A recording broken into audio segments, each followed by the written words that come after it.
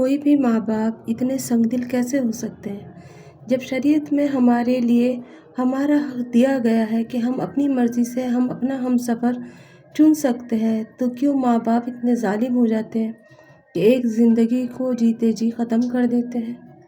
السلام علیکم مائی YouTube family, کیسے ہیں آپ سب؟ امید کرتی ہوں ٹھیک ہوں گے۔ میں بھی آپ سب کی دعاؤں کے ساتھ میں ٹھیک ہوں۔ میری بہن کی عمر 17-18 سال تھی جس وقت اسے ایک لڑکے سے پیار ہوا۔ کیونکہ ہماری فیملی کینیڈا رہتی تھی تو یہاں رہنے کا تو سوال ہی نہیں ہوتا تھا۔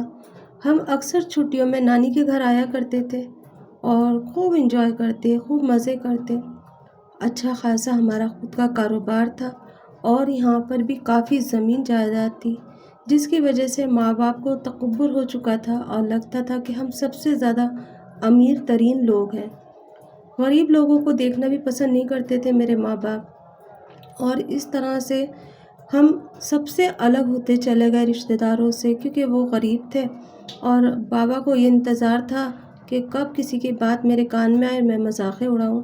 لیکن قدرت نے ہمارے ساتھ ایک ایسا مذاق کھیلا کہ ہماری خود کی ہی مذاق بن گئی۔ جب ہم کینیڈا سے یہاں پر آئے تو بڑے ہنسی خوشی تھے، نانی کے گھر رہ رہے تھے۔ اسی بیچ میں ایک لڑکے سے میری بہن کو پیار ہو گیا۔ پیار اتنی شدت کا تھا کہ دونوں ایک دوسرے سے مرنے اور جینے کی قسمیں کھا بیٹھے۔ یہ بات جب مجھے پتہ چلی تو میں نے بہت سمجھایا کہ دیکھ، بابا کو تو تجھے پتہ ہی ہے، غریب لوگ بہت برے لگتے ہیں اور وہ چڑھتے ہیں جب سے وہ باہر گئے ہیں، کیونکہ بابا نے شروع سے ہی امیروں میں بیٹھنا اٹھنا شروع کرا تھا۔ تکبر آ چکا تھا ان کے دماغ میں، غریبی سے دور دور تک بھی رشتہ ناتا نہیں تھا، نہ ہی یہ سوچتے تھے کہ اگر میرے حالات خراب ہوئے تو پھر کیا ہوگا۔ لیکن میری بہن کو ان ساری چیزوں سے دور ہو کر کے اس غریب لڑکے سے اتنی محبت ہو گئی کہ اس کے آگے میں بھی جھک گئی۔ اس بار ہم رہ کر چلے گئے، لیکن میری بہن اپنا دل یہیں چھوڑ گئی۔ وہاں فون پہ گھنٹوں گھنٹوں باتیں کرتی اور اس کے چپکے لیٹر بھیجتی۔ فون تو آج کل عام ہو چکا ہے، کبھی کسی نے کوئی شک ہی نہیں کرا، اور اس طرح سے وقت گزرتا گیا۔ اس کی محبت پروان چڑھتی چلی گئی اور میں دیکھ دیکھ کے گھبراتی رہی کہ اب آگے کیا ہوگا۔ چھوٹی بہن تھی، زیادہ سختی بھی نہیں کر سکتی تھی اور نہ ہی بابا سے اور امی سے کچھ بتا سکتی تھی۔ بس چپ رہنا میرا کام تھا۔ میں نے سوچا وقت کے ساتھ ساتھ سب کچھ ٹھیک ہو جائے گا، شاید دور رہ کے دوریاں بن جائیں گی اور پھر کبھی یہ پاس نہ آئیں گے۔ لیکن اکثر ہمارا 2 سال میں یا ہر سال کبھی کبھی کینیڈا سے گاؤں جانا ہوا کرتا اور وہ وہاں ملا کرتی۔ میں نے اسے بہت سمجھانے کی کوشش کری پر وہ نہ مانی۔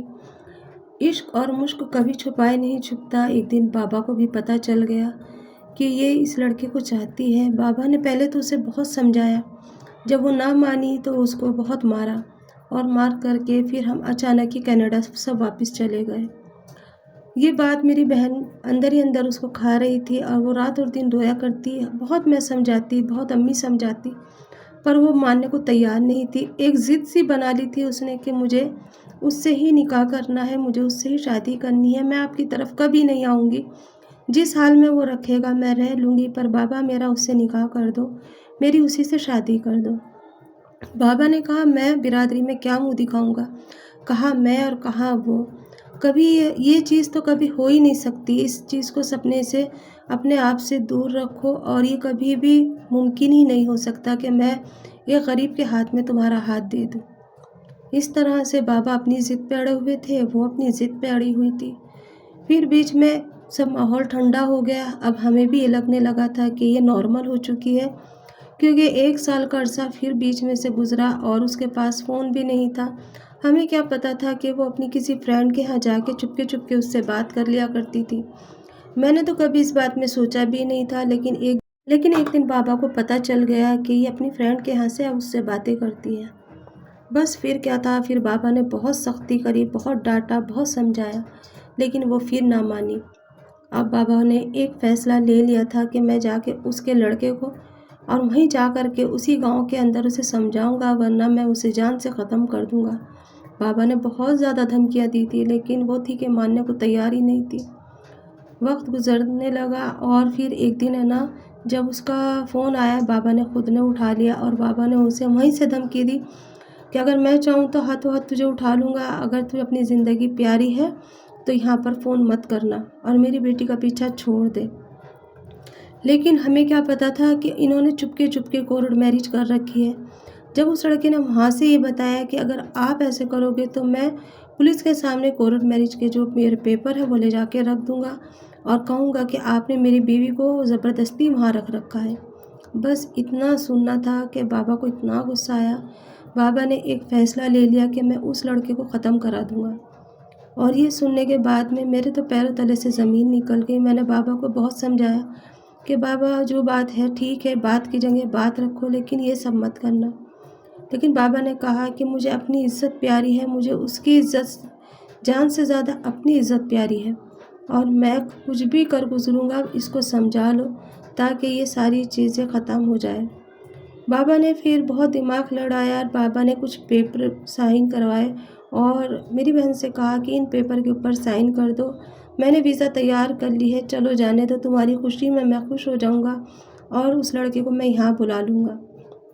بابا نے وہ پیپر تیار کرائے اور پیپر کے اندر جب میری بہن نے سائن کرے تو اسی کے اندر ایک ڈائیورس کا پیپر تھا، اس پہ بھی اس نے سائن کر دیے۔ اسے پتہ ہی نہیں چلا کہ ویزا کے پیپر کے بیچ میں ڈائیورس کا پیپر بھی ایک ہوتا ہے، اور اس طرح سے ان کی ڈائیورس ہو گئی۔ لیکن میری بہن کسی طرح سے ماننے کو تیار نہیں تھی۔ جب اس کو یہ پتہ چلا کہ ڈائیورس کے پیپر پہ سائن کرانے کے بعد انڈیا بھیج دیا گیا ہے، تو میری بہن نے کہا کہ بابا میں نہیں مانوں گی، میں نے تو اسے دل و جان سے اپنا مانا ہے اور میں اسی کے ساتھ رہوں گی، چاہے آپ کتنی ہی بار میرا نکاح کرا کے ڈائیورس کرا دو۔ بابا نے اس کو بہت سمجھایا کہ اب بغیر حلالے کے شادی نہیں ہو سکتی، لیکن وہ نہ مانی، اور اس طرح سے گھر کے اندر ایک بھوچال سا آ گیا تھا۔ ایک اس طرح سے ہمارے گھر کا ماحول ہو گیا، کہاں اتنا خوشگوار ماحول تھا اور کہاں ایسا ماحول ہو گیا کہ ہر وقت رونا پیٹنا رنجشیں رہنے لگی۔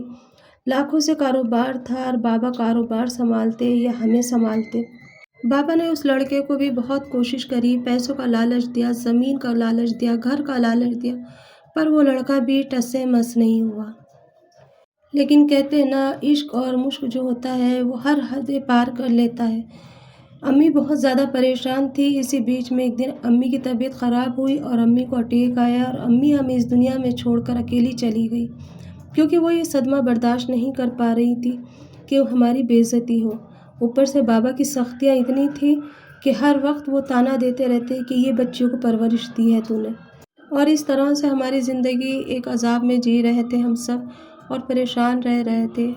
کچھ دن کے بعد میں اچانک ہی پتہ چلا کہ اس لڑکے کا ایکسیڈنٹ ہو گیا اور وہ لڑکا اسی وقت حادثے کی جگہ پہ ہی مر گیا۔ یہ سننے کے بعد میری بہن اتنی روئی، اتنی پریشان ہوئی کہ اس نے بھی جا کر کے اوپر سے چھلانگ لگا دی اور 7ویں منزل سے اپنی جان دے دی۔ نہ تو بابا کا تکبر رہا، نہ دولت اس کے کام آئی، اور نہ ہی ہم نے جتنوں نے اس کے ساتھ کوششیں کی تھی، ذرا سا بھی اس نے ہمارے بارے میں نہیں سوچا اور اپنے آپ کو ختم ہی کر دیا۔ ایک زندگی وہاں گئی اور ایک زندگی یہاں گئی۔ کیا کوئی ماں باپ اس طرح سے کرتے ہیں؟ اگر آپ کے پاس دولت ہے تو کیا دولت کے بل پہ آپ کسی کو خرید سکتے ہیں؟ محبت نہ تو دولت دیکھتی ہے، نہ عزت دیکھتی ہے، نہ بے عزتی دیکھتی ہے، وہ صرف محبت دیکھتی ہے۔ آج اللہ نے ہمارے لیے یہ حق دیا ہے کہ ہم اپنا جیون ساتھی جو ہے اپنی پسند سے چن سکتے ہیں، بشرطے یہی ہے کہ وہ اپنے مذہب کا ہو اور اپنی طرح کا ہو۔ لیکن بابا کو پتہ نہیں کیوں اپنے پیسوں پہ اتنا گھمنڈ تھا کہ بابا نے ہم دونوں بہنوں میں سے پیسے کو چنا اور ایک بہن کی جان چلی گئی۔ آج بھی مجھے وہ خوفناک منظر یاد آتا ہے تو رونگٹا کانپ جاتا ہے کہ میری بہن نے کس طرح سے اپنے آپ کو ختم کرا، اور وہ اتنی پیار میں مشغول تھی، اپنے پیار کو پانا چاہتی تھی، یہاں نہ مل سکی، اس نے سوچا میں اس جہاں میں ملوں گی، اور اس دنیا کو الوداع کہہ گئی۔ اس کے جانے کے بعد نہ تو زندگی میں مزہ ہے، نہ ہی کچھ اچھا لگتا ہے، جینے کو ہم سب جی رہے ہیں، نہ ہی امی ہے نہ ہی وہ ہے۔ اب بچے تو میں اور میرا بھائی اور بابا۔ کیا ایک آن اور اپنی شان کو نہیں گوا سکتی؟ کیا ایک آن کسی غریب کو اپنے گلے نہیں لگا سکتی؟ بابا چاہتے تو اس غریب لڑکے کو اپنے پاس بلا کر کے اپنا کاروبار میں لگا لیتے، لیکن بابا لالچ دینا چاہتے تھے۔ ہر کوئی انسان لالچ میں نہیں آتا، ہر کوئی انسان ایسا نہیں ہوتا جو صرف پیسے سے پیار کرے۔ بابا کی ساری جائیداد بابا کو مبارک، اور وہ اپنے آپ کو الوداع کہہ کے اس دنیا سے رخصت ہو گئی۔ آج بھی مجھے ایسا لگتا ہے شاید کہیں نہ کہیں میں گنہگار تو نہیں ہوں، کیونکہ مجھے جب پتہ چلا تھا مجھے اسی ٹائم بابا کو کہہ دینا چاہیے تھا۔ ہو سکتا اسی وقت ان میں دوریاں ہو جاتی، ہو سکتا ایک زندگی بچ جاتی۔